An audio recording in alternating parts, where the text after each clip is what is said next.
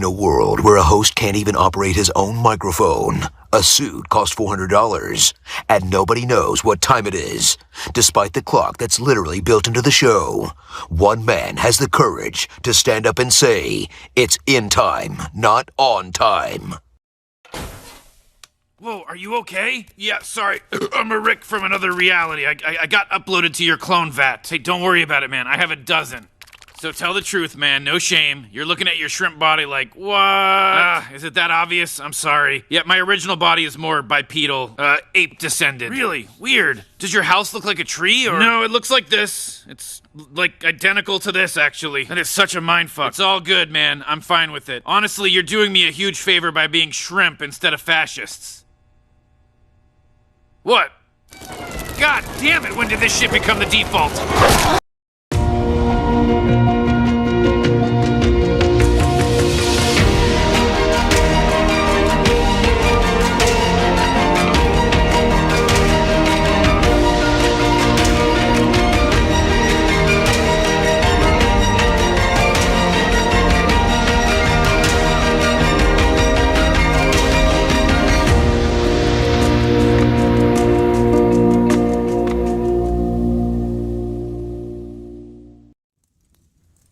Hello, and we're still set up for Brooks, so let me just quickly change that over since Lance is, of course, here.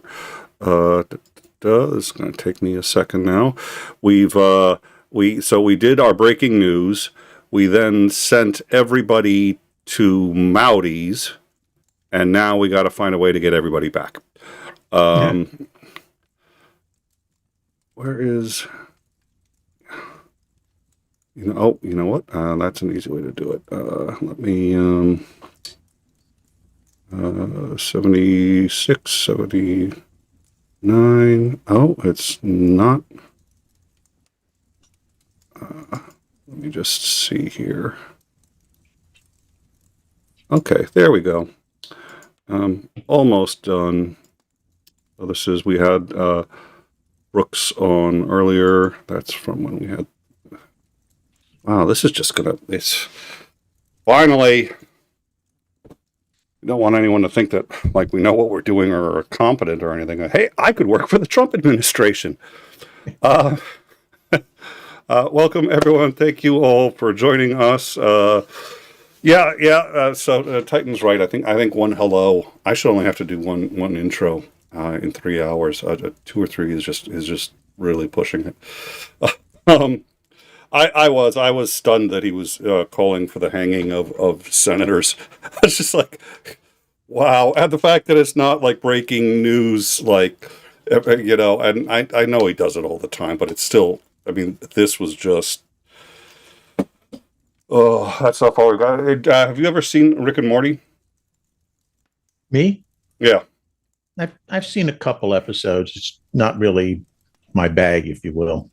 Yeah, I love the show, and that's from Rick and Morty, and he's jumping around, and he's stuck just jumping from one reality to another, and he keeps jumping into fascist realities, and it's just every reality he jumps into. So he jumps into one, and they're all literally wearing the Nazi uniforms, and he's just like, oh God, you know, and he's.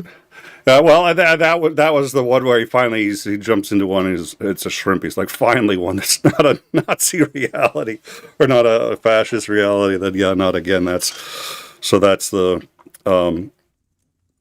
watch it from the beginning of the series. It's an amazing show. I was surprised at the layers and the quality of it. But when did this become the default? When Trump won. Yeah. So how you doing? Pretty good. Been a busy day.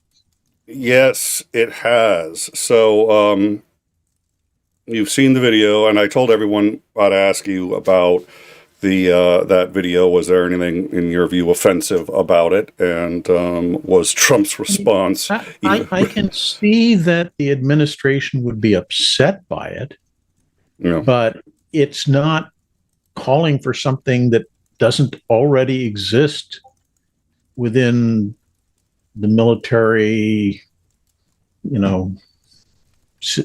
situation, which is that you do have a right to refuse what you believe to be illegal orders. You will likely be brought up on charges and punished for doing so, but you do have that right. So having elected officials reminding people of that fact, that you do have a right to do that, is hardly what I would call an incitement for sedition or insurrection or anything. It's like every accusation is a confession. I mean, he's sitting there talking about they're calling for sedition, and I'm like, wait a minute, who's the one who tried to overthrow the democratically elected president? Yeah.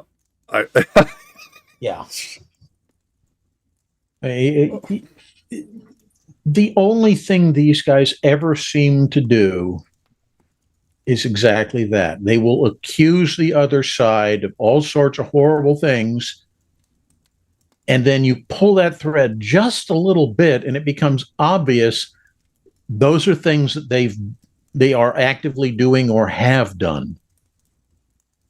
And as you say, every accusation is a confession for these folks. Yep. So, what do you think about Marjorie Taylor Greene? Vis-a-vis? Well, she's doing a mea culpa tour. She went on CNN and admitted that she's made calls for violence in the past, that she was very wrong. She was wrong to hold the views that she had, that now as a result of her supporting the Epstein petition and essentially helping ram it through Congress against the wishes of the president, she's getting death threats from MAGA, and she's admitting that it's very unpleasant, and that... Well, it's only bad because those threats are being made to a Republican. Threatening Democrats is perfectly okay. In fact, it's patriotic. It's your duty. Yeah. So the one I like is the recent thing that came out about the Republican staffer who tried to stage her own kidnapping and then hired some body alteration artist to give her deep scars to make it look like she'd been tortured, and she tried to accuse the Democrats of it, and the police, like within 5 minutes saw through the whole thing, and this is BS. Wow. Yeah, I mean, when they start engaging in that level of insanity to try to make themselves look both principled and victimized, it shows you how desperate things are becoming.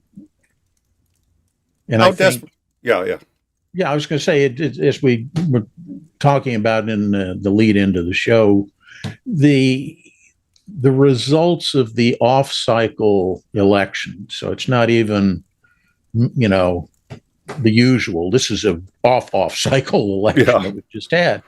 The results were pretty abysmal for Republicans across the country.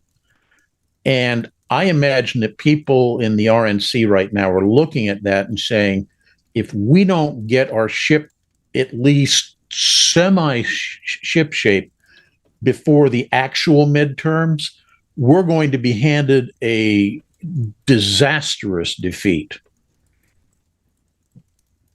So, I think they're doing a lot of smoke-filled rooms, closed doors, discussions about what are we going to do to get out of this before it's too late.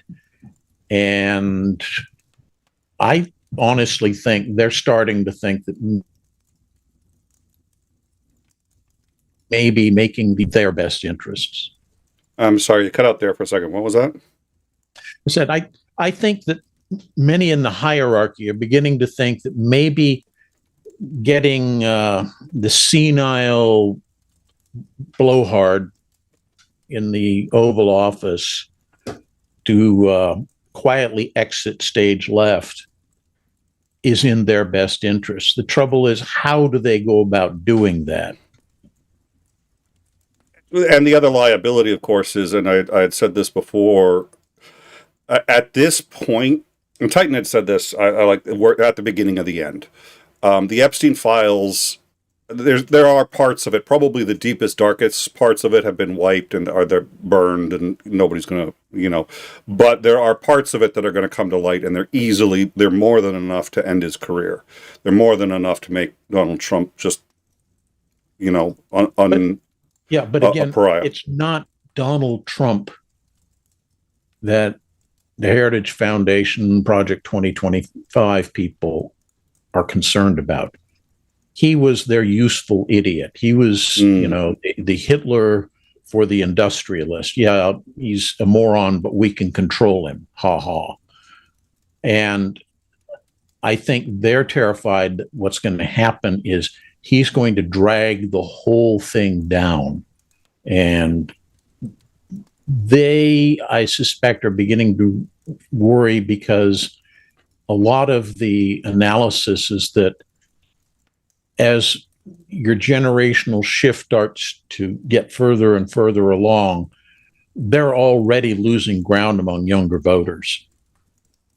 And the longer that time interval goes, the more and more ground they're going to lose. So if they don't want to have everything that they've accomplished for their Project 2025 get destroyed, they need to find a way to re-legitimize themselves as a viable conservative party. Because right now they've branded themselves as the white power, neo-fascist, lunatic fringe, let's burn animals and eat babies for lunch crowd. Well, and that was actually sort of my point with Trump. So he's got two major liabilities. He's showing major cognitive decline, and we've hit a tipping point where the Epstein Files are gonna come out, and they don't want to be associated with that or with him when they do. They can slow it down. That's what they're so far. Somebody's going to leak it from the FBI. Something. Yeah. So and that turd is going to rub off on them the longer they leave him in position. So they need to find a way to push him out. But unfortunately for them, the obvious mechanism to do that, the 25th Amendment, really is a non-starter. Because Trump has stacked his cabinet, who are the ones that have to vote unanimously to remove him, with not just people who are totally loyal to him, but people who are so incompetent and know that they're incompetent that even if Vance comes into power, the first thing he's going to do is remove them. And that's the last time they'll ever see the glimmer of light from under the door of any circle of power, let alone actually being in it. So they're not going to do that. So you have to find some other means to make Trump go away. We've got a comment from Titan, which is, it is right now the Democrats are the only viable conservative party. I think he's right. Absolutely. You know where I stand on that. Yeah. Make sure Commander says, I was like, yes, I get it. That's true. So, the 25th Amendment, where the cabinet votes and gets rid of him, and he was smart. He put people in there who weren't going to do it to him this time, because it almost got him last time. Yep. And he knows it. So now you've got the Heritage Foundation pulling the strings, wants to get rid of Trump. Doing the 25th might also look bad because it would look like he was ousted, but it puts the blame on them. The beloved Orange God King going away is now their fault because they got their people to make him go away. Yeah. Regardless of how tainted he may be or hated he may be. Yep. The cultists aren't going to forgive that. Okay. as we were talking going into the show, Yeah. Before we started, I said, I think the logical move on their part is to make a backroom deal with the Dems to impeach and remove him. Because then they can point the finger and say, no, it wasn't us. It was the Dems who did it. Those evil Dems removed your beloved Orange God King. And it leaves them at least with something resembling plausible deniability. So figure out, and this is done often anyway, which is what most votes will do is they will figure out, oh, okay, so the Dems caved on the shutdown. They absolutely caved. Schumer says we didn't, but he's full of poop. Yeah, I know. It's you'll notice that only the exact number needed to override the filibuster switched, and only the ones who were either never running for office again or weren't running for another 6 years. Only those are the ones that flipped. What they did, and they do this all the time, this is part of the job of the leader of whichever, either the minority or the majority leader and or the whip, to figure out who either needs the vote because their actual constituents would prefer that they vote a different way, or who can most take the hit. And they agree, and they have that person do it. And of the like, I think it was 6 or however many that flipped, several said, yeah, we were talking with Chuck Schumer the whole time. Yeah, it was like the authorization for use of military force post 9/11. Yep. There was one dissenting vote. They went in. The Democrats who were worried wanted to make sure they had at least somebody on their side to say, no, see, we voted against it. But it was a lame duck who wasn't going to be running anyway. So, do you think this gets done without Johnson? Because I have a hard time believing Johnson would do it under any set, because he's one of those ones. He's one of the idiots, but he'll do whatever. He's almost like a cabinet member. To some extent, yes, but I think Johnson is ambitious enough and loathed enough that he'd be willing to make that, Faustian deal, providing he was allowed to stay the speaker or what have you. Some assurance from the powers in the RNC that he gets to be one of the big players. And then when he gets tried, in order to convict, I have a hard time believing that, what's his name? Head of SCOTUS, Chief Justice Roberts. Yeah. Roberts isn't as crazy as if it were Thomas, that would be one thing. But Chief Justice Roberts presides over the impeachment. All the Dems will vote yes. I think it's by majority, if I recall, which means they only need 3 or 4 Republicans to flip, and they'll get the 3 or 4 that are either in vulnerable districts or districts that are actually blue, but for whatever reason a Republican managed to slip in. They flip, and then they impeach and get rid of Trump. Is that roughly the? I thought it was majority is sufficient for impeachment, but it's a 2/3 required for removal. Let me look it up. Actually, I should ask Sage, but I've had Sage off for a while now. Senate to.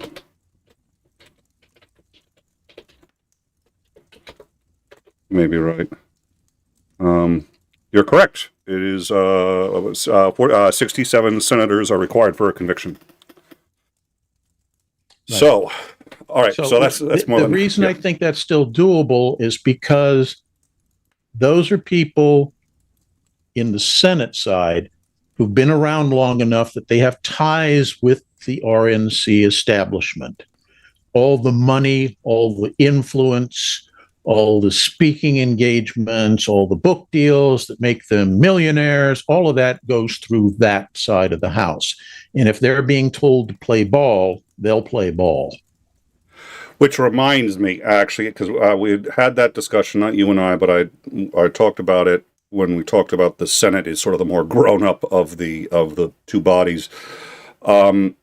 Nobody knew what was going to happen in the Senate. That's a real threshold that's kind of down on the ground. They're not completely horizontal.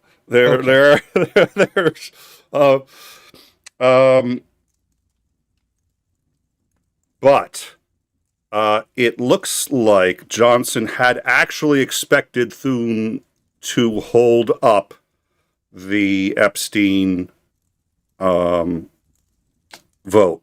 and to either attach a whole bunch of amendments to make it unpalatable or just let it die in the Senate. Everybody was shocked when he said basically, well, golly gee whiz, 427-1, you don't mess with that kind of, the Senate would absolutely mess with it if it wanted to. Thune didn't, and Thune just got everybody and just said, we are all voting for this. Yeah. And that's what they did. But that was a shock to John. That was a genuine shock. And there's some interviews where they're talking to him, and they said, have you been speaking with Thune? And he goes, yes, I'm speaking with Thune, but I don't know what he's doing. He goes, I don't know. And they're like, well, what, do you know what the president wants? He's just like, I don't know. He's freaking out as he's going up the stairs. So that would suggest to me that kind of process, the process of getting both the Senate and the House ready to deal with the executive finally has already started, because somebody told Thune you're gonna actually let this through, because that shock that came out of nowhere. None of us we didn't know what was going to happen. But I was reasonably sure voting on it tonight and getting it passed tonight was not on the table. Yeah. No, I think the decision is kind of already made, and it's now a case of trying to work out the details of how to make it happen. And to do so in such a way that doesn't tear the party in half or 3 or 4 parts, honestly, because there are different factions within the Republican Party that don't necessarily agree with or like one another, but they know that the only possible way of getting stuff done that they want done is to work with that other side, because they know the Democrats won't ever play game. So, yeah, I think when the real players, who are not the ones that are sitting in the seats in the Capitol building, when the real players tell their bubbas, this is what we want done, they give a cheery nod and say, aye, aye, sir. Yeah.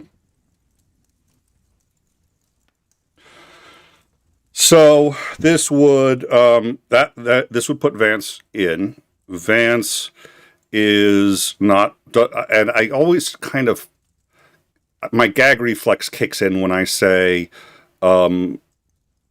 not as charismatic as Trump, because Trump creeps me out. I do not see charisma. I'm just like, I don't. He isn't as charismatic as Trump. You and I, and honestly, sane people don't see Trump as being charismatic. Yeah. But for a certain subset of the population, and arguably a subset of those who consider themselves to be Republican/conservatives, he is very charismatic, because he says everything that they want to say but feel terrified of saying themselves. And so that's one of the reasons they're all cheering for him, is because he's giving voice to those silent voices in their own brains. Yeah. So, yeah, it's when that happens, when those different factions start seeing that the guy who is the unifier of these different factions within the Republican Party isn't there anymore. And Vance lacks the charisma, lacks the, I hate to say gravitas, because I don't really think that applies to Trump, but he simply lacks anything to bind those groups together. And so they will start to, like the Democrats do, fractionize themselves into subgroups and telling each other that, those aren't the good guys. We can't trust them. Well, and I think you're right. Vance at least knows he's not capable of doing a particularly stellar job, so he's going to put people around him who are competent enough to follow the marching orders that he's given. Unlike Trump, who simply appointed people that he liked, that he knew would be answerable only to him, Vance will probably, in order to retain any semblance of power and influence, he will turn to those silent shadow figures and say, okay, who do you want in these positions, as he purges the Trump cabinet and institutes his own. Yeah. Titan Uranus, Vance's charisma status a negative number. If you've ever done any role-playing games, yep, you know exactly what he's saying, and he is dead on right. The man is, in many cases, not just disliked, but loathed by many of the people in the conservative world. Why do you think that is? I will get to the super chats. They weren't showing up for a minute. They're up now. Sure. But why do you think? I do want to know why do you? I mean, I loathe both of them, but yeah, I think it's because Vance doesn't really stand for anything. Trump will say he stands for things, even when he does or doesn't, he'll say it, and people believe him. Nobody believes Vance when he says he's, standing for something. He just he's a bellwether. Whichever way the wind's blowing is the way Vance is going to face. And so they don't feel that he has any ability to do what they want or reliability to get it done. I'm also actually, I'm looking for a specific thing on Vance. I'm going to see if I can find it. I doubt I'm going to find it in time. So let me hit the super chats, and then I'll get the what do I think senior military officers think of Lieutenant Hegseth? Yeah. Well, we've had that discussion. That can be summed up in one phrase. I thought I told you to flush the toilet when you were finished taking a dump. Oh, well, and that's the other thing, which is Hegseth will defend Trump to any length. He's not. I mean, so he's again, he's a nobody. He's a talking head on a niche TV channel, and wasn't even a particularly popular talking head on that channel. Yeah, when he gets pushed out of SecDef, that's the last we're going to hear of him, except for him writing his whiny book. Oh, God. Nobody loves me. Everybody hated me, and I'm the only one with any brains in the room. That's exactly what he's going to say. All right. Okay. I'm going to have to find another source for this. Sinister Porpoise, $2. Better Fire, 𝐒𝐚𝐦𝐚𝐫 of USS Forrestal. I'm getting a little tired of people going after the goat. Have you ever seen that video, by the way? Which one? The forest fire, as we used to call it. No. USS Forrestal. That's the one where you can actually see John McCain climbing out of his airplane that's on fire. I have seen that. And it's a terrifying video, especially if you've got anything to do, with being at sea on a warship, watching that thing happen and knowing that the flight deck and below it, the hangar deck, are filled with explosive weapons. All it takes is one cook-off, and they all go, and the whole back end of the ship goes flying. Well, then he goes and rescues him. That's one of the reasons why I really did have such a hard time with. I did not like John McCain for a couple of reasons, and I had more because here was the thing. Again, I was part of the Obama campaign, and I remember John McCain when he was in the primaries versus Bush, and I respected how he ran that, and I respected how that, but he got destroyed with the black baby thing and the whole 9 yards, and everything was racist, and he changed after that, and he changed in his race against Obama, and I had a hard time forgiving him for that. But I didn't really learn. I knew he had been captured. I didn't really learn what he had been through until he died. And then when I saw how much respect Obama and others had for him, and when I saw that he didn't invite Trump, which that was just, that was absolutely, yeah, I got a lot more respect for John McCain. So, I can respect someone and not agree with their politics. That's fine. Of course, in the current administration's case, I don't respect them and I don't agree with their politics. All right, so I have, we did get, we reached out for comments. So let me see, because I've got these comments here, and I want to make sure that we do get to them. I got a couple other super chats. We've only done the first one. We're gonna save this. Exporting this stuff sometimes can be such a pain in the neck. So let me make sure I got the files. I think I do. I should. So okay, yeah. Well, I've got the JD. Well, okay. So we were talking about JD Vance, and at a minimum, one of the reasons I don't like him is he does seem to be a little creepy, and here we go. You remember when Charlie Kirk's wife kind of reached up and like ran her fingers through his hair, JD Vance's hair, when this was, yeah. So this is one of the things about JD Not at Vance. all creepy. Not at all.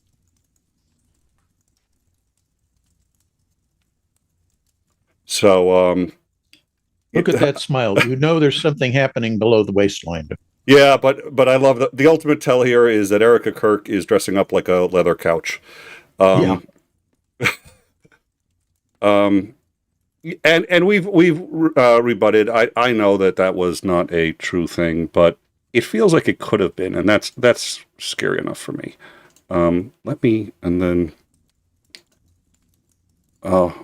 This is what happens when you change your mind about something mid-show. Okay, so Papa Dutch, $2. Salute to Commander McMillan. So that is a salute to you, good sir, from Papa Dutch. Papa Dutch also another $2. Vance, as opposed to being advanced, perhaps. And then we do have a picture of Kash Patel. When he was given the Epstein Files, so here we go. Yeah. Oh, he's another one, and he's got a big history. Winter Sunshine knows a lot, and she and I have talked a lot about it. He is a scary guy, actually. Papa Dutch, $5. Commander, what do you think of military officer Lieutenant? You already answered that one. Yeah. Or what do you think senior officers think of him? And you could tell. And I had read a report recently that said that when they did that giant, come to Jesus meeting, and I showed you pictures of the audience, and they're all just sitting there, absolute stone-faced. I mean, even if the presentation is boring, they'll at least try to look semi-interested or engaged. That was simply what in the actual F are you doing up on stage trying to tell us what to do? what real soldiers are. He's sitting there going like, was it real valor or real courage, and or real men? I'm just like, who the fuck do you think you're talking to, Mr. Fox News? I was a real heroic soldier. I got a paper cut in an office once. He sits on a couch on Fox News. Oh dear, for fuck's sake. Yeah, they were actually. For me, the look for most of them was, the only reason I'm here is because you have the authority to order a firing squad. That was what I got. Papa Dutch, another $5. Corporal Vance is no better, or whatever he was. Another single tour Superman. Vance. JD Vance. I don't remember what JD Vance did. I do remember Captain Bone Spurs. Trump. What was it that he had done right before he got his bone spurs? He was like skiing or something else, and he gets his bone spurs, and then it was so patently obvious that the guy did not have some debilitating condition that prevented him from serving. It was, we have money, and we were able to get a doctor to sign an affidavit saying I couldn't serve. Ha ha ha ha ha. Yeah. Because that's really what the world needs, is more rich people, which, by the way, I don't want to, I mean, listen, rich people, fine, great. You're going to get them in society, and there's some great ones and some bad ones. Warren Buffett's an awesome guy. But, yeah, it's like we don't need more. All right, Papa Dutch, $5. So somebody asked about Vance prior military service. Oh, yeah.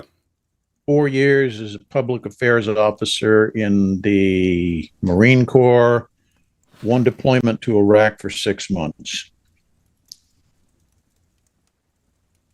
Basically, he walked around, shepherding journalists. Oh yeah, because he was in the you said press corps, right? So he's public affairs office. Public affairs. Okay, so all right. Well, that sounds. Actually, I don't think Vance could do that job well either. I just remember him ordering the donut and trying to make conversation with the guys at the pastry shop, and it was so awkward for everybody. They're like, "Could you just order food and get out?" I think one of them finally said that. They're just like, turn your cameras off and just go. Well, you get somebody like, say, Obama or McCain, even, or and making small talk with people just comes naturally. It's who and what they are. Vance doesn't have that. Yeah. I think that's it. Yeah. And that's one of the reasons that I think people don't like him, is simply because he does not come across as being a natural, gregarious politician type that you would expect in that role. 𝐒𝐤𝐿 is better because, as a TV host, he has to be able to pull that kind of presentation off. But I think what happens is everything goes through his mind for, the first lather, rinse, repeat cycle on how to make himself look better doing whatever it is he's supposed to do. And so rather than saying, "Hi, how's your day going?" it's like, "I'm having a great day. I'll bet you're having a great day too, just like me." It doesn't feel natural when somebody says that, but that's the kind of way he acts in front of people. Well, and it appears to be a learned skill. So not something he had any talent for, and not something he's actually that great at, but he's got the skill set. I will say this. So to both mock him and to his credit, so he thought he was going to get this cheering ovation when he was in front of he said, "Fuck around and find out." And that's going to be, and nobody just, and so first of all, because in his mind, because he's in the authority position, that kind of bluster and threat means everybody's going to go, yes, we love you, because they're scared of him. And he doesn't realize Nobody in that audience is even remotely scared of him. Or thinks that he can lead a military. Yeah. And to his credit, he just kept going. He's just like, okay, you could tell he's experienced. he's been booed on stage before. He's just like, okay, I'm just gonna keep going as if nothing, everything's fine. It's just like, I okay, can prattle BS with the best of them. yeah, so good for him. He kept going, but wow, yeah, please, sir, can I have a clap?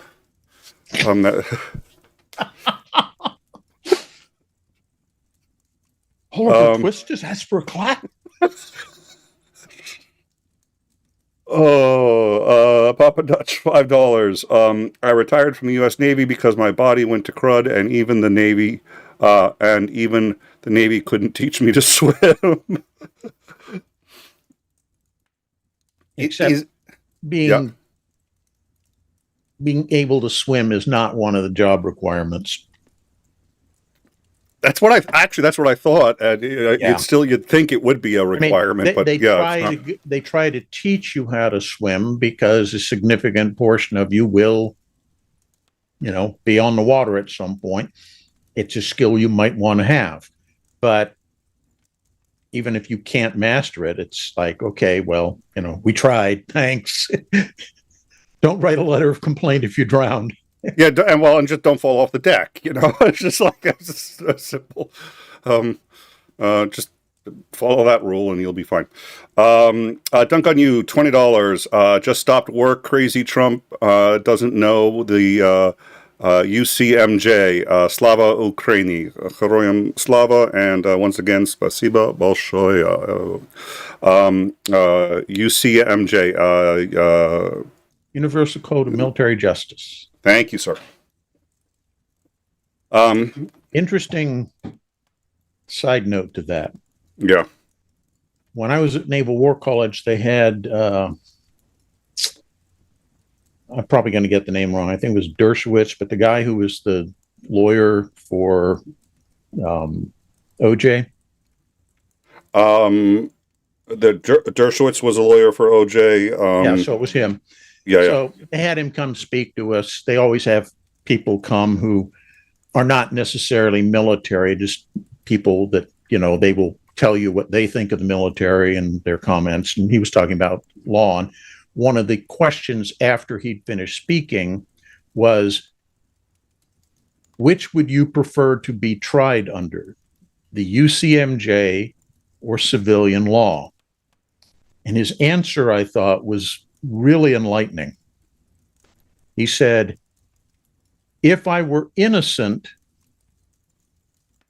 I would want to be tried under the civilian law.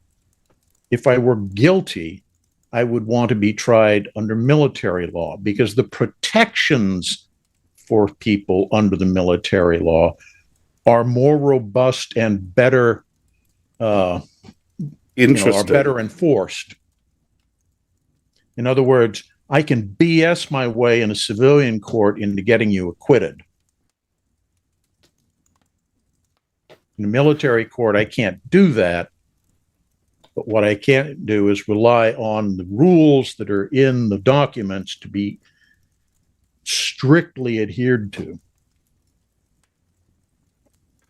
I will, just as an aside before I go on, and the sitting there, and Pam Bondi was just outright lying about, they're calling for him, for everyone to disobey. She knows how to open her mouth without lying. But this was so, and somebody finally said, they said only illegal orders, and then she said, oh yeah, but come on, they're implying that, which means she knows she was lying for the first, because she doesn't sit there and say, no, that's not what they said. She knows that what they said and what they didn't say. She's just making the shit. It's really, F. Lee Bailey. His reputation was ruined when he did the OJ case. Johnny Cochran that made him. But what a lot of people don't realize, F. Lee Bailey is one of the greatest doctors of jurisprudence ever to come out of this country. Incredible lawyer, argued Brown versus Board of Education and won. He was on the winning side, got Brown versus Board of Education through the U.S. Supreme Court, argued a whole bunch of cases. But this is why, I've had people every now and then, they'll say, you need a lawyer. I know a guy who's never lost a case. Never go with somebody who's never lost a case. Never go with somebody who's never lost a case, because that means they've never tried an actual case. They've never tried a hard case. They're the ones who take the ones that are just slam dunks or whatever. F. Lee Bailey lost 60% of his cases. 60% he lost. But 100% of the ones that he took on were considered unwinnable. Or just unwinnable. Could not be won. And he won 40% of those. Nobody else could have done it. So he was the best lawyer. If you needed the best lawyer, he was it. Even though he lost more cases than he won, because they were really, he took on the cases where 16 guys saw you shoot the person. He took on O.J. Simpson. So, yep. Anyways, Trump. Yeah, of course, Trump doesn't know the UCMJ. He doesn't know it, and it's not yet to the point where it's sad. I'm wondering if it's going to get to that point with him and the slurring and the just because it's like, it's almost humiliating to watch. It's like, that's not how you. Given the level of the degradation that we've seen in just the less than a year he's been in office so far this time. Yeah, I think it will get to the point where it'll become so patently obvious to everyone that there's nobody home and the lights were turned off and the power disconnected months ago. And in the best of circumstances, that's one of the most stressful jobs on the planet. And he's trying to fend off the Epstein thing while doing, Duncan, you also gifted 5 in-time memberships. Thank you so much for that, Duncan. Thank you for your continued support. We really appreciate it, and it really does help. Thank you all, and thank you, Papa Dutch, who once again, $5 cash. Patel reminds me so much of Ben Gervari from the Short Circuit movie. Oh my God, he actually does kind of look like that guy. In fact, he was also the star of Short Circuit 2, I think, if I recall. It was about the he does put some glasses on him. Same. Good call. $5. Thank you for that. $5 again, Papa Dutch. Commander Mac, what the hell do you do when the chain of command is inverted? I'm not sure what that means. The opposite side of the glass. So the people giving the orders of the troops. I don't understand. Is that a formal thing, or is that just obviously there's no respect for the guy at the top. Well,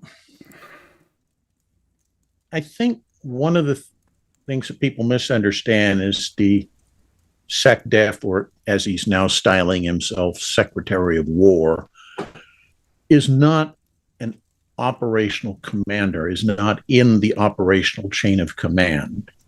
He's an administrator. So his job is things like, approving promotion lists, leaking stuff on signal chats. Right. Yeah, but realistically speaking, it's all about budgetary type stuff and deciding which projects you're going to pursue as opposed to which projects you're going to drop. But increasingly in the past 50 years, we've seen the secretaries of defense more and more inserting themselves into the operational side of military, and it really starts showing because they don't have the background, the knowledge, the understanding to be able to provide meaningful input on conducting operations. Well, and there's so many operations going on at a time. It sounds like it would be an impossible job to even just take the quote big ones. Well, I mean, that's why it's all delegated out to the theater commanders. They're the ones that are making all those critical operational decisions at their level, because they have the training and the experience, they have the contacts, the knowledge, etc., to be able to make that work. It would be kind of like, going out and grabbing some bagger or box boy off the floor at your local grocery store and saying, "Congratulations, you're now manager." That's going to be a disaster from the first time he opens his mouth, could say anything. We've got one from Sister Porpoise, just a comment, but I love this one. This is, I think of Caroline Leavitt as Baghdad Barbie. Yes, absolutely. I bet you we could AI, just at least get her the uniform and the hat. Not merge the faces, because that would look really bad, but put her in Baghdad, in the uniform, in the hat, and have her, just like, the Epstein Files don't exist.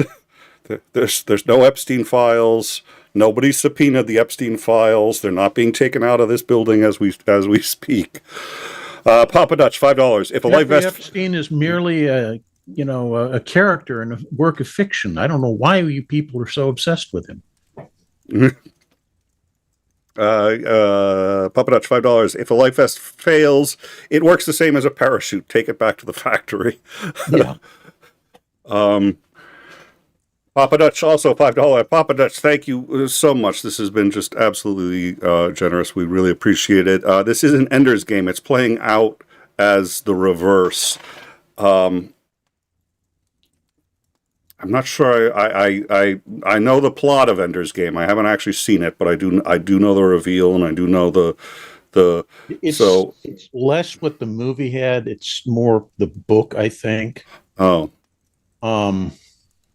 But it's in there. But the idea is that Ender's Game is the argument that the best minds to lead military operations are the youngest minds, because they are the most plastic, the most flexible, the most easily adaptable, the most trainable. And so in the book slant movie, Earth is under assault from evil aliens. So they start recruiting all these kids and running through these exceptionally demanding training programs, trying to find, the half dozen or so, or the perfect minds to head up, Earth's military response to the bad guys. But in order to stave off trauma to these young minds, they don't tell them that what they're doing is executing a military operation. They tell them they're simply being run through a series of training scenarios to determine who's best for the job, until the very end when the big reveal comes. And Papa Dutch said, "Children unknowingly at the controls." Yeah. Yep. Well, we know they're children. Well, the difference I think he's alluding to here is that in the book slant movie, the kids are being groomed to find the best minds to lead. And in this case, we've basically taken the kids to find the minds that are least capable of doing that. Okay, yeah. Well, I thought you said something really interesting earlier. And I can see it happening, and I imagine that must be because I've been in situations like this before myself. I'm sure we all have. But you had said that basically one of the reasons the cabinet won't betray Trump is because they're not competent. So by him staying there, they get to keep their jobs, and they're smart enough to realize once he's gone, not only will they not be replaced, but they'll never be allowed back into the circles of power. Nobody will ever give them the reins again. So if they want to stay where they are, if they want to have any shot at having any kind of legacy or power or anything, they have to stay behind Trump because they're not competent enough to do it on their own. Yeah. And I Absolutely, and I mean, that's also the Doge boys to a T. I mean, speaking of kids running through the, I mean, that essentially was a bunch of college kids. Yeah, but it's even weirder there because, and I'm playing on stereotypes, so bear with me, but most of the Doge people were kids from the tech sector. These are the same kids that in high school were bullied because they didn't fit in anywhere. They were socially maladroit. You know, their real life was at home tinkering with their computer and hacking into places and whatever.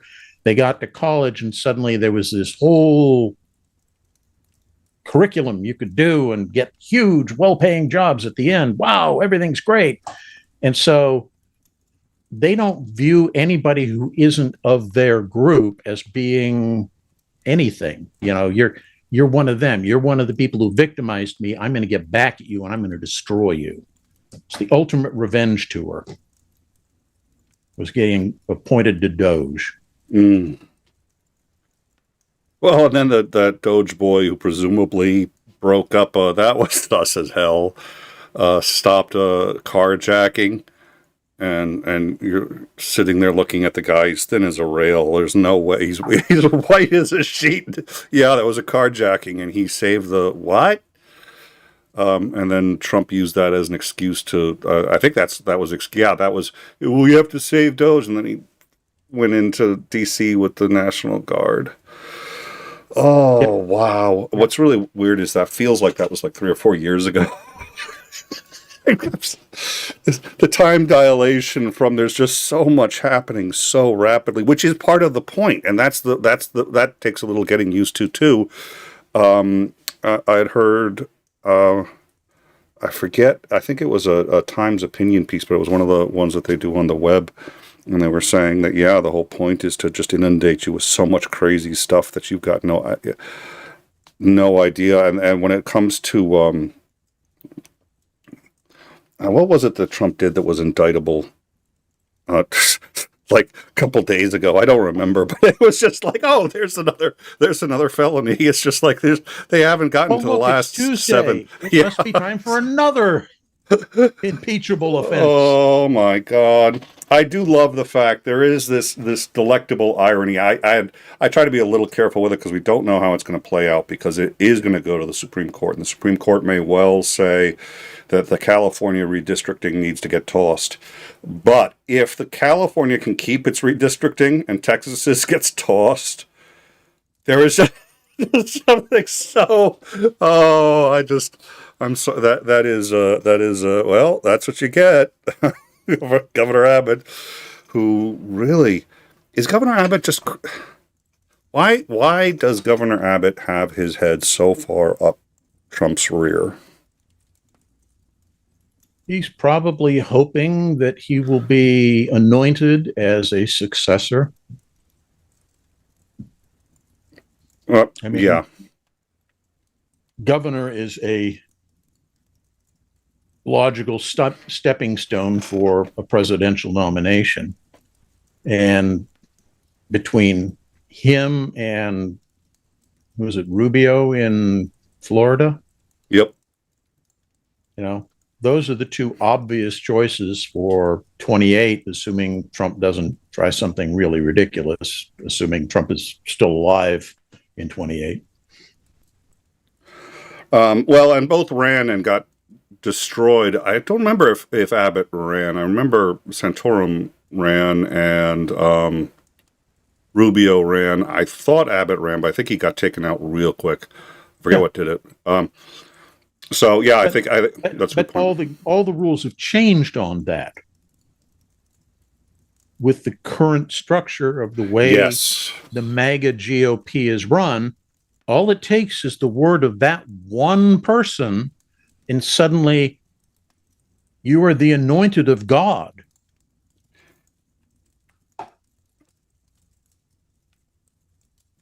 You think that's the biggest reason Marjorie Taylor Greene bailed is because she didn't get the word, she didn't get her, you know. I think she was really counting on getting some cushy post in the cabinet, and then waited. Maybe I'll get a deputy, something that's really powerful and influential, and that never materialized. And it's like, wait a minute, I did all this stuff for you and I get nothing?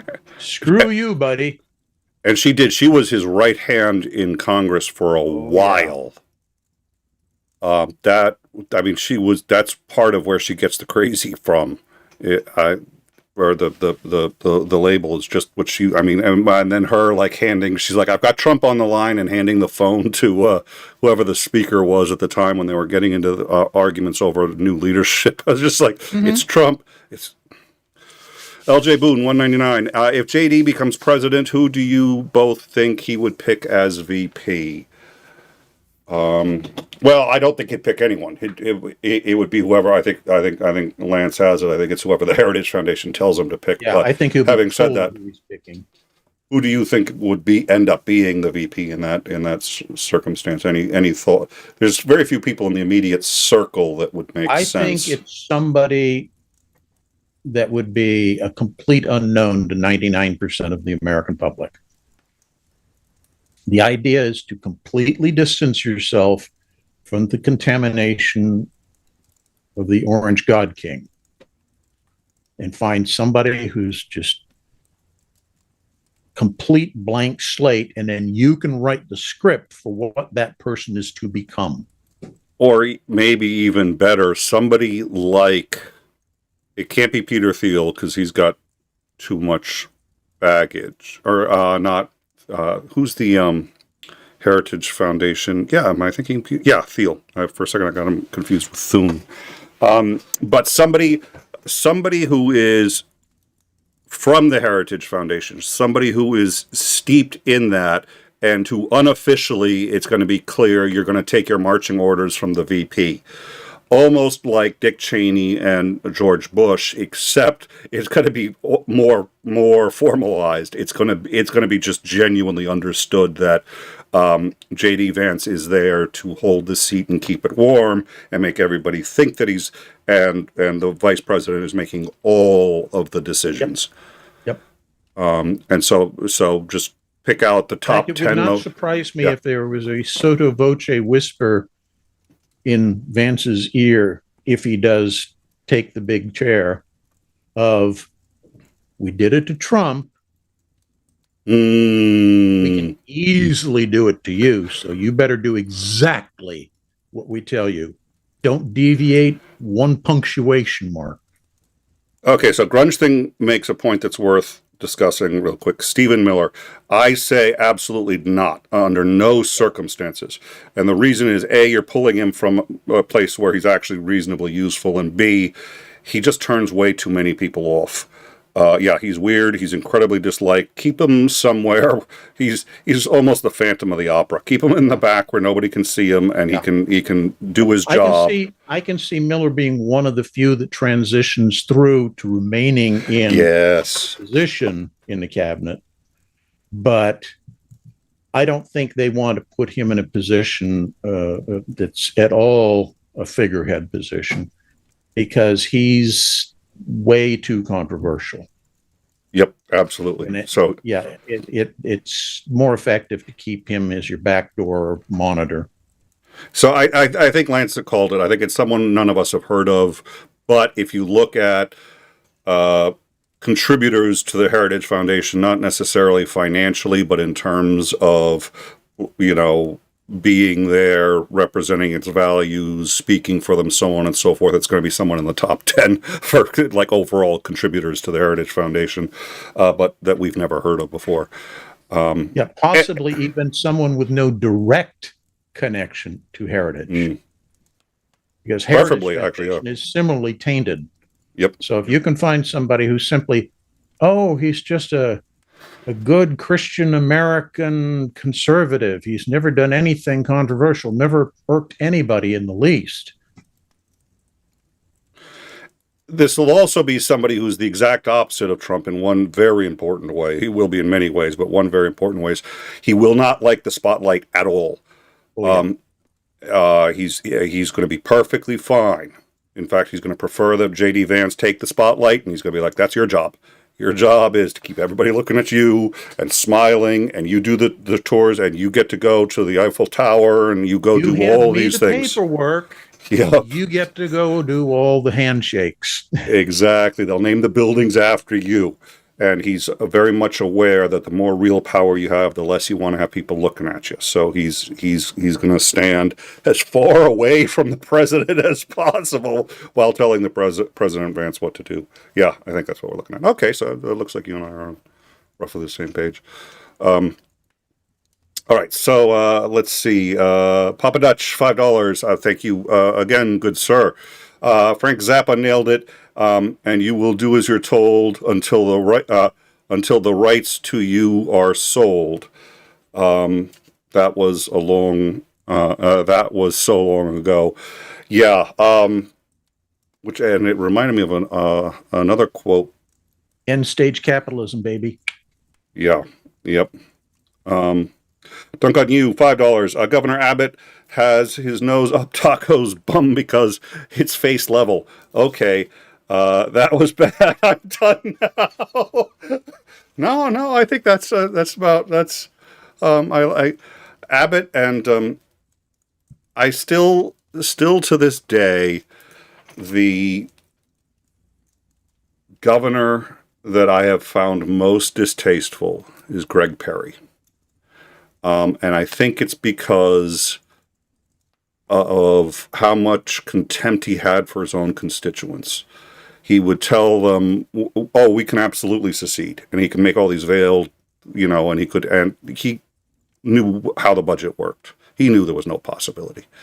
He knew, and he had so much contempt and nothing to back it up with. And yes, it was kind of funny. I know everyone else was laughing their asses off. I just thought it was sad when they're like, name 3 departments you'd get rid of. It's like the Department of Education, the Department of Transportation, and the Department of, just hold on a sec, and then the other panelists. This is at the for the DNC or RNC primaries. The other panelists start throwing out departments to actually truly try to help them. They're not fucking with them. They're like, well, what is it? This department, Homeland Security. There's no, that's not it. Well, there's another. I'll get back to you. I couldn't. And yeah, it's funny, but it's also just like, yeah, that's the kind of idiot he is. He doesn't believe any of these things. He just says what people want, and he's memorized the list. He can't we've all forgotten shit. He carries the dog whistle in his pocket, and he sounds it frequently. Bingo. If you forget, if you really believe it, you can reconstitute it. He couldn't do that, so he had just memorized it. And then obviously, after Perry, Abbott and what's his name in Florida are both very close competitors for, and he had that Texas attitude. That Perry is like, we're doing you all a favor by sticking around. I was like, no, you're not. I think we lost the Civil War, and we were forced to keep your asses because you're getting 30 cents out of every dollar I put in. All right. So, yep. That's my view on Abbott. I'm warm and fuzzy when it comes to him. LJ Boone, you keep saying he, it could be a woman. Oh, yes. I can see the Republicans wanting to push the agenda of, we're not at all misogynists. We're the first party to have a woman in. I can see them considering that. So hear me out here for a second. I can see them saying, let's do that, just as a strategy thing, saying, let's do that. We're going to find a woman who can do it, and then deciding they're not going to. And the reason is because it will not play to the base the way that they'd like it to. And It's also hard to find a qualified woman in the ranks of the Heritage Foundation because of the same reason why Charlie Kirk's wife is not, they have established boundaries that a woman would have to cross in order to get the experience needed to have that job, and should have to be already liberal in order to be as likely to be qualified. Does that make sense? Yes, it does. And it sounds like you concurred with It's also that. because there are elements within the party who have called for numerous occasions repealing the amendment allowing women to vote. Yes. And that's, So yeah. it would be another thing that would start tearing at the fabric of the party. So that would be something that would be proposed. Everybody said, yeah, but I won't back that. And in order to maintain some semblance of unity, it'd go out the window. And the other, in fact, Charlie Kirk, I think, was talking about that maybe they should repeal the woman's right to vote. And there's a couple of others. That idea is getting more mainstream, and it's part of the Christian nationalism. And so I don't think, I think you're right. I think tactically they would prefer a woman, but I think it's harder for them. Some state actually had somebody try to institute legislation that said women have the right to vote, but their husbands can review and change their ballots if desired. Because that's the natural order of things, don't you know? Well, and I've seen that's in in a number of states south of the Mason-Dixon line, Southern Baptists, stuff like that. The Christian nationalists. Yeah, it's the husband. The wife is to, and I have members of my family on both sides, my father's and my mother's, who at their wedding vows said, "Do you promise that the wife, to look to your husband as the church looks to Jesus? Love, and cherish, and obey. Obey." And the husband is Jesus, is a stand-in for Jesus So it's not impossible, but it makes both the task of finding a qualified woman from the right and then getting her accepted by the constituents on the right harder. And I think it would be. I think in this case it would be probably prohibitive, but I'm not sure. But we're going to get some disagreement, so let's go. But thank you, LJ. I think that was a good point. Thank you for bringing that up. Papa Dutch, $20. Why did I think it was British pounds sterling? Wow, my eyes must be going. I'm going to let you continue with wrap-up stuff leading into it. I'll see if I can't get the true star of the show to come down for a brief visit. Please do. Please do. Keep talking while I go. Please do. I am not paying. There was just once that he got a fee for an appearance. It's not every time. $20. Papa Dutch, does anyone really believe that Russia will be allowed to ruin everything, to trash sovereignty, to step on anything they want, to get away with this hideous crimes and not only escape but be rewarded for it? That is something that we have not covered, and we need to, which is this idiotic peace deal coming out of the White House. And speaking of,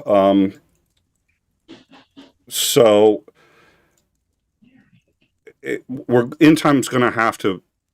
We're going to have to talk to, and Starsky's always a great. I love having Starsky on, and I consider him a friend. So he is a friend. I consider he's a friend. So I'd love to have him on, and we should actually just have him on for a downtime or something. It gets difficult because he's in Germany, so you do but everything notwithstanding, we want to talk to an economist, because the primary goal is to disrupt and destroy. No, it's not to disrupt. It's for the Russian economy to collapse. This has been attempted before. It has succeeded before, when Russia was essentially the Soviet Union, and Russia was the biggest republic in that union. The conditions are closer now than it's ever been. The Bank of Moscow, and let me draw this up, Russia's central bank, and this is from Moscow Times, 14 hours ago, and Moscow Times is independent. Russia's, if I recall correctly, Russia's central bank starts selling physical gold from reserves. So they've reached a point now where they're actually having to. Oh, nobody's listening anymore. What's the point of my even talking? Right there. Oh, the true star of the show. One of these days we're gonna just put a camera on where she sleeps, and then just put we'll get a screen for her. Down. I don't like this. This is confusing. Yeah. Oh. Hi. I know. Hi. I'm gonna wave slowly so that you don't get too worried about it. But hi. Hello. You're a good doggy. Yes, you are. Hi. Okay. Well, thank you for visiting. I'm sure everybody liked that. I loved that. So Russia's central bank has begun selling physical gold from the reserves just to finance the state budget. So their holdings are believed to exceed 2,300 tons. It's the fifth largest gold reserve in the world. And what they're trying to do is increase the liquidity in the banks, which looks like they're starting to collapse. What are your thoughts on? So we just we proposed a peace deal. It's Land for Peace. Just came out of the White House. I think it was actually earlier today. Haven't heard about this.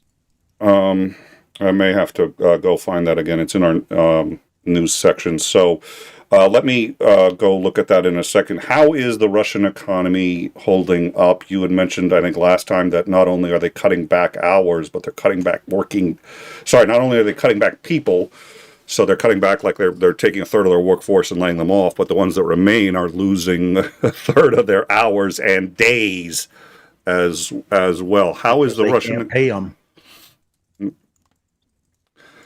And that's when they've already started to pay them at least in part with, other things than money.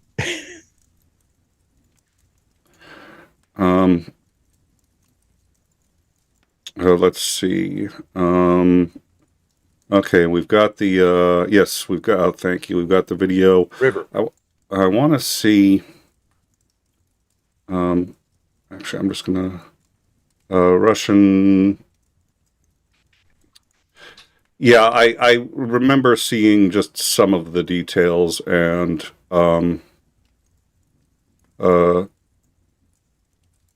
yeah, okay. So the U.S. has come up with a plan, and Zelensky wants to negotiate with Trump over it, but the Ukraine is calling the plan absurd, and it does. It's more of what we've seen, which is you can have a peace, and we'll guarantee it as long as Somehow Trump has never figured out that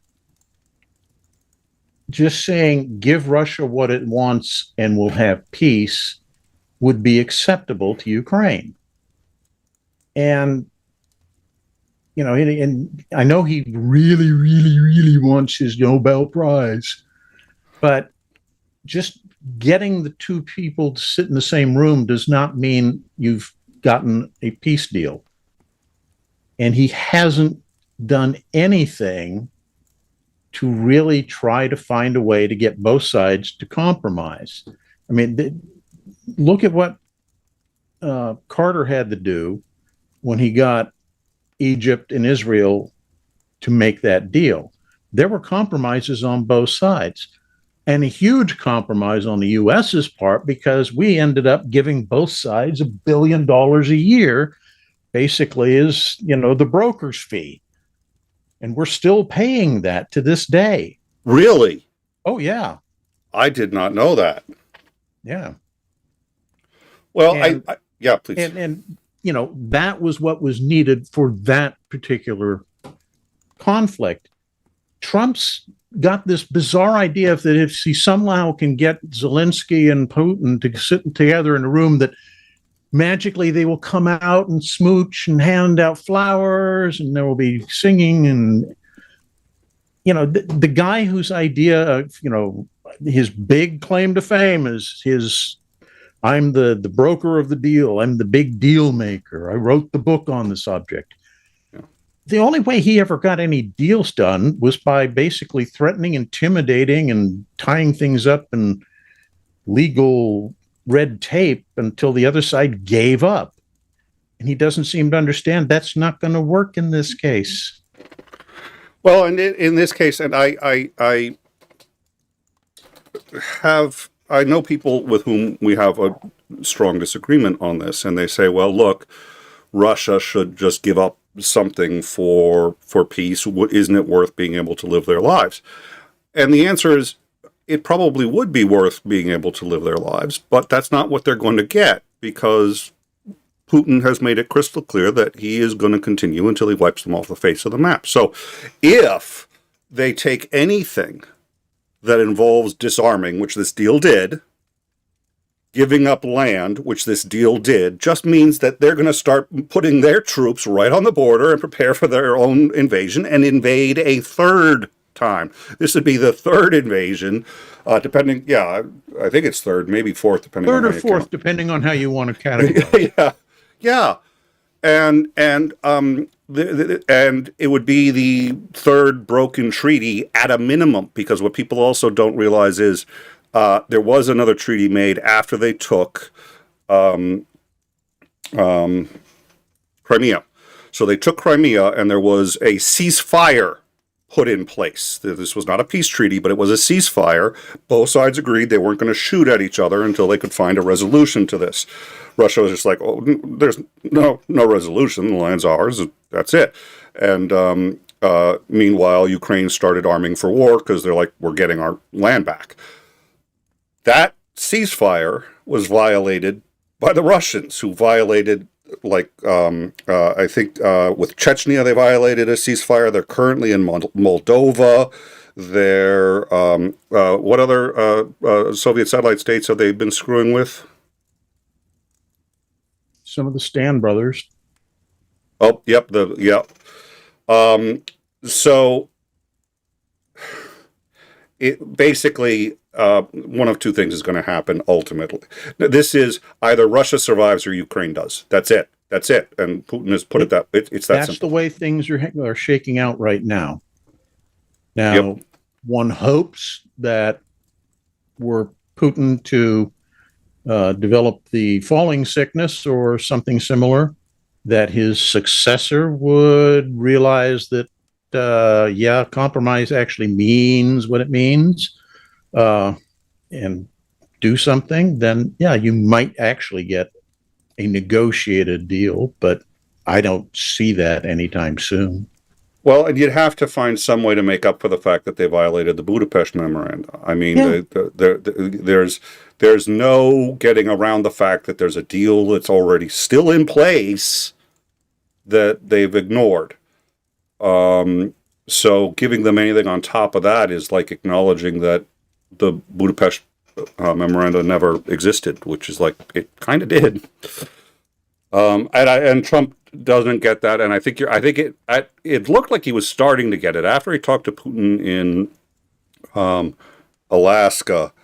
It looked like he was starting to get that Putin was not going to move, but I think he's losing the ability to form long-term memories in any significant sense.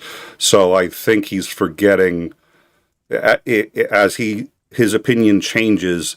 It changes back because he's forgotten that he changed his mind and why. Yeah, that's my thinking. All right, Papa Dutch, $2. Real estate has no relations to national boundaries. And Russia doesn't care about. Here's a question: do you think? And I'm going to just talk about Russia in general because Putin has the Soviet mindset, which has existed for quite some time. Is there anything I've never thought of, I grew up in the 80s and we had all these concerns about nuclear war. Everybody was worried that, but while the U.S. and the USSR were vying for spheres of influence, the general consensus was they were communists, and it was a terrible ideology, and we had to fight that ideology. That's all propaganda we used to keep it going. But nobody thought that they really wanted to come to the United States and take the U.S. over. They might kill us all if they thought us a threat, and, you know, yada, yada, yada. But they weren't trying to dominate the world, even though we were fighting over these spheres of influence. Is there any, if Putin got back all of the former USSR's land, would he be happy with that, or would he just say, okay, time to start taking more of Europe? He's a Russian imperialist. He has,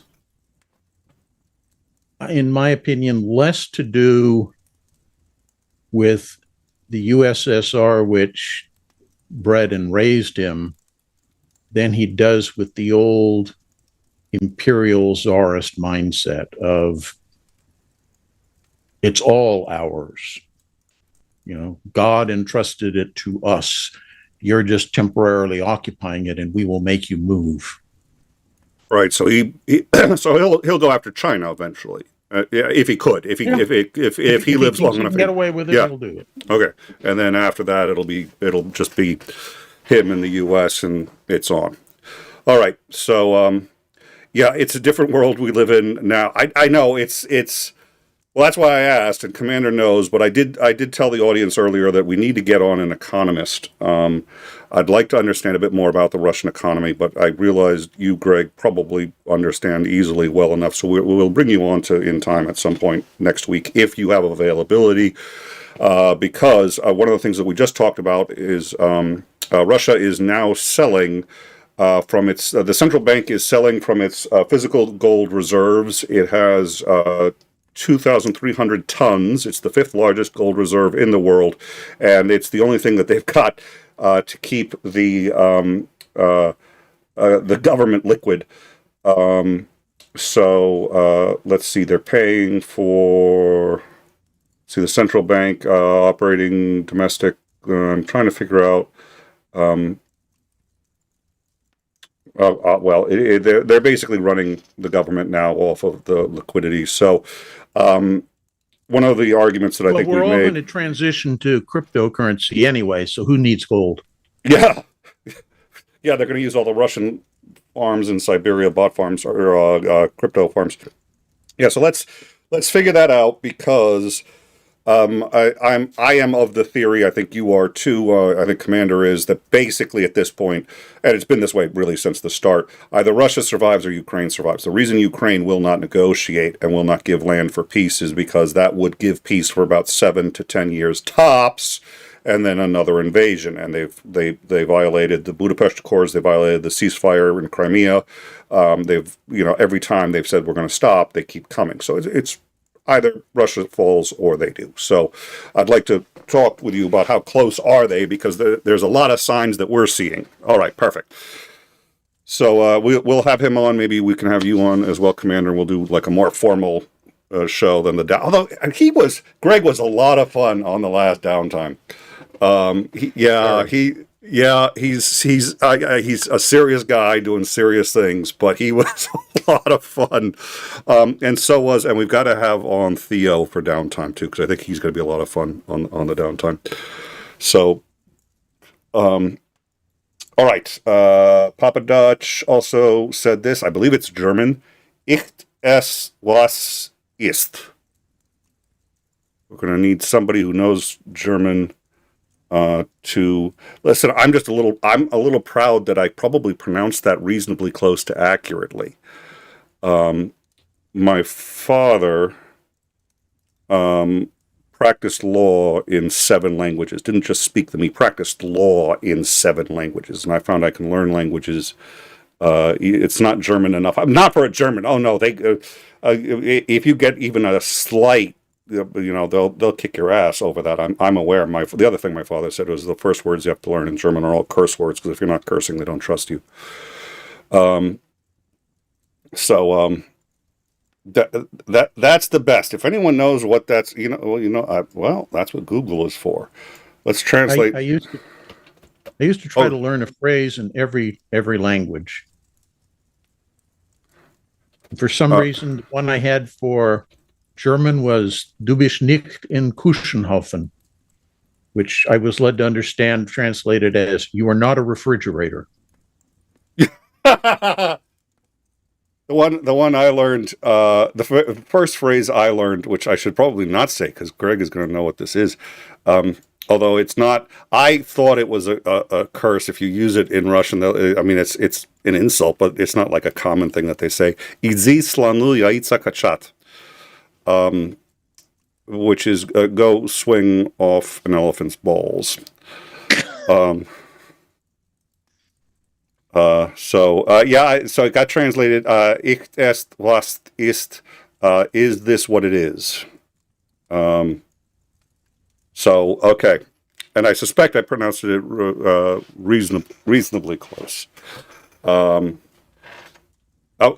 Ist est was ist, directly means it is what it is this what it, okay, so it reversed it in the Google Translate. It is what it is. All right, thank you, Papa Dutch. Greg, my Russian phrase was? Oh, what was your Russian phrase? Don't shoot me. I know all the secrets. My father used to say you could always tell a lot about a language and the people by what they thought the first words, if you have a native teacher, what they thought the first words were you needed to learn. In Russian, the first words I learned was "Дайте мне пиво, пожалуйста," which is please give me a beer. And I went there. I was in the Soviet Union when I was 16. And they started trying to get me to drink vodka. I had not had beer, vodka, wine, nothing. And they're trying to get me to drink. I mean, they're really pissed. They were getting offended when I wasn't drinking the vodka. And they're like, "You think you're too good for us?" I was just like, I'm 16. I don't want to drink vodka. Oh. Russians, by the time they're 16, have been marinating in vodka most of their... Yeah. Yep. So, Greg, we've had a lot of, what I like is a lot of people from your community have been here for a while. We've gotten to know them. A lot of our communities going over. So it's some really great crossovers. A lot of the stuff we've been covering recently has been domestic because for whatever reason we decided to elect whatever that thing is that's now in the White House. But we definitely need to talk more Ukraine. So we will thank you. I'm so glad we'll be able to get you on next week. And we had a couple other projects that I am still open for if you are. So we will talk about those when we've got time. It is 16 months the legal age in Russia. Yeah, but it's probably, oh dear. All right. So I don't know. I think we've about covered it all. I think we got one more super chat, so I will let me get that real quick here. Papa Dutch, $5. Thank you again, Papa Dutch. We really appreciate your support. If you know all the secrets, they die with you. Thank you for your contribution to the state. Oh, he's got a good point. He's got a good point.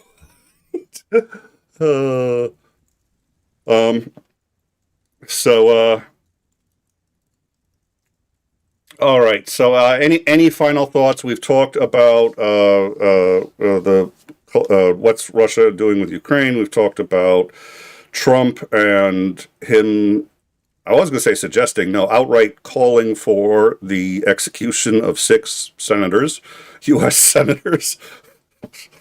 Oh, they weren't all senators. Some were representatives. Oh, there were representatives there. Well, that makes it. Oh, good. Well, no, I'm glad that makes it so much better. He's drawing from both houses of Congress. Right. I think that's you see an equal opportunity. Well, equal opportunity genocide. What the hell? Yeah. Well, it is actually because he's been killing Venezuelans murdering Venezuelans for so long now. So, any final thoughts, sir, before we go? Nope, not really. I don't have anything I'm kind of on tenterhooks waiting to see happen. I think, the Epstein release is not going to really happen the way everybody is thinking or hoping it will. I'm sure that they've got all sorts of ways to delay and obfuscate and redact, etc., to the point where nothing happens. I think that was done simply to lull people into complacency, and then they'll generate yet another crisis, and hopefully that one will distract the public. Well, they've done a pretty good job with this. We should hang I like the idea. It's like George Washington would hang them. I was like, so would the 9/11, or sorry, not 9/11, January 6th insurrectionists. To be fair, they seem to be a fan of hangings too. Yeah. Yeah. Oh dear. All right. Papa Dutch, $2. Slava Ukraine, rozwojem do rekonstrukcji. At the reconstruction, I would Reconstruction, that's what I think.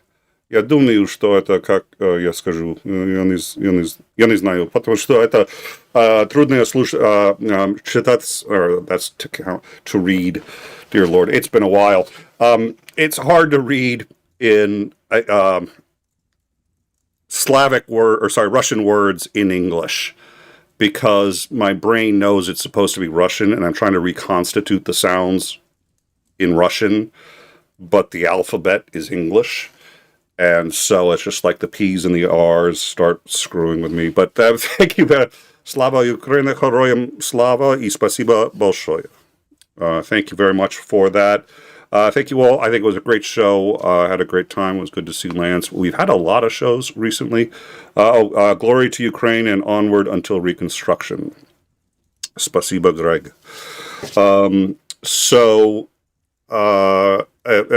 We're going to have more shows, I think, coming out. I think Titan's right. I think the way he put it, it's the beginning of the end, I think, for Trump. He will not be able to stop the release of these files. He will be able to slow it down a lot. There's the open investigations, classification, it will be anything a like slow that. Death. It will, but he's Don't expect big changes anytime soon. So we'll stay on it. Thank you guys so much. Thank you, Lance. Thank you to all the time travelers, to our supporters, and to all of the mods and everybody who's keeping things going on the back end and been handing me information too. That's been very, very helpful. So thank you guys, and we look forward to seeing you all on Tuesday at 9 p.m. Eastern. Our next scheduled show is... and actually that does remind me, I want to make one more quick change on the... River says send more treats. River says send more treats. Yeah, so we're gonna do super chats at Petco now. So you can just send it to Petco and they'll be able to go pick it up and there you go. All right. Thank you all for joining us, and we look forward to seeing you all Tuesday, 9 p.m. With 𝐒𝐸ZANDering, as we do in time, or as soon as Greg Terry and I can find a way to meet up. Have a good night, everyone.